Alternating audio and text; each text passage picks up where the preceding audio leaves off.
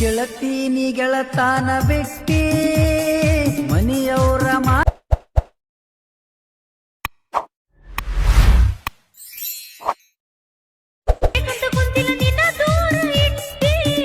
ನಿನ್ನ ಸಂಸಾರ ನೀ ನೋಡುಕೋರ ನಾ ಹೇಳುತ್ತನ ಸ್ವಲ್ಪ ತಡಕೋರ ಮದುವೆದ ಮ್ಯಾಲ ನಂದೇನ ಅಧಿಕಾರ ಅದಕ್ಕೆ ಬಂದ ನೋಡಲಿಲ್ಲ ದೂರ ಕೆಟ್ಟ ತಿಳ್ಕೊಂಡು ಮಾಡಬೇಡ ದೂರ ಗೆಳತೀನಿ ಗೆಳತಾನ ಬಿಟ್ಟಿ